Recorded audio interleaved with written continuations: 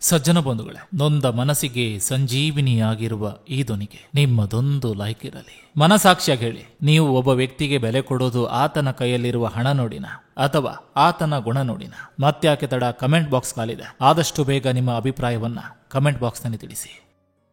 ಮರಣದ ಬಳಿಕ ಬಿದ್ದು ಬಿದ್ದು ಅಳುವವರು ನಮ್ಮವರೇ. ಬದುಕಿರುವಾಗ ಮಾತಿನಲ್ಲಿ ಚುಚ್ಚಿ ಚುಚ್ಚಿ ಕೊಲ್ಲುವವರು ನಮ್ಮವರೇ. ಈ ಬದುಕೆಂಬ ನಾಟಕದಲ್ಲಿ ಏಳು ಬೀಳಿನ ಪಾತ್ರಧಾರಿಗಳು ನಮ್ಮವರೇ. ಯೋಗ್ಯತೆ ಹಾಳಾದ್ಮೇಲೆ ಮನುಷ್ಯನಲ್ಲಿ ಹಾಳಾಗಲು ಬೇರೆ ಏನು ಉಳಿದಿರೋದಿಲ್ಲ. ಜೊತೆಗಿದ್ದವರು ಮೋಸ ಮಾಡಲ್ಲ ಎನ್ನುವ ನಂಬಿಕೆಯಿಂದ ನಾವು ಅವ್ರ ಹತ್ರ ಎಲ್ಲವನ್ನ ಹೇಳಿಕೊಳ್ತೇವೆ. ಆದ್ರೆ ನಿಜವಾದ ಮೋಸಗಾರರು ಅವರೇ ಆಗಿರ್ತಾರೆ. ಯಶಸ್ಸಿನ ಕಡೆ ಹೆಜ್ಜೆ ಇಡುವಾಗ ಹಿಂದೆ ತಿರುಗಿ ನೋಡಬಾರ್ದು. ಆದ್ರೆ ಯಶಸ್ಸು ಗಳಿಸಿದ ನಂತರ ನಡೆದು ಬಂದ ಹಾದಿಯನ್ನ ಮರಿಬಾರ್ದು. ಜನ ಹೆಂಗೊತ್ತಾ, ನಿನ್ನೆ ಇದ್ದಂಗೆ ಇವತ್ತಿರಲ್ಲ, ಇವತ್ತಿದ್ದಂಗೆ ನಾಳೆ ಇರಲ್ಲ.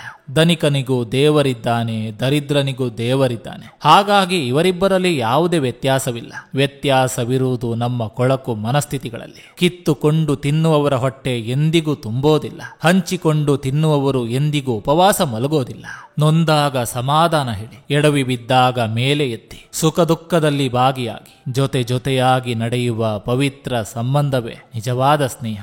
ಪ್ರಪಂಚದಲ್ಲೇ ಅತಿ ಸುಂದರವಾದ ಜೋಡಿ ನಗು ಮತ್ತು ಅಳು. ಅವು ಯಾವತ್ತೂ ಭೇಟಿ ಆಗೋದೇ ಇಲ್ಲ. ಅಕಸ್ಮಾತ್ ಭೇಟಿ ಆದ್ರೆ ಆ ಕ್ಷಣ ಯಾವತ್ತೂ ಮರೆಯೋಕ್ಕಾಗಲ್ಲ. ಸತ್ಯ ಹೇಳುವ ಧೈರ್ಯ ಮಾಡಿ ಮುಂದಿನ ಪರಿಣಾಮ ಎದುರಿಸುವ ಶಕ್ತಿ ಭಗವಂತ ನೀಡ್ತಾನೆ. ಸಜ್ಜನ ಬಂಧುಗಳೇ, ಇದು ಇಂದಿನ ಸಂಚಿಕೆ ಅಂತ ಹೇಳ್ತಾ, ಈ ಸಂಚಿಕೆ ನಿಮ್ಗೆ ಇಷ್ಟವಾಗಿದ್ರೆ ದಯವಿಟ್ಟು ಒಂದು ಲೈಕ್ ಮಾಡಿ, ಜೊತೆಗೊಂದು ಕಮೆಂಟ್ ಮಾಡಿ. ಮತ್ತೆ ಮುಂದಿನ ಸಂಚಿಕೆಯೊಂದಿಗೆ ಅತಿ ಶೀಘ್ರದಲ್ಲಿ ನಿಮ್ಮನ್ನ ಭೇಟಿ ಆಗ್ತೇನೆ. ನಿಮ್ಮೆಲ್ಲರ ಮನಸ್ಸು ಪ್ರಶಾಂತವಾಗಿರಲಿ ಅನ್ನೋದು ಈ ವಾಹಿನಿಯ ಉದ್ದೇಶ.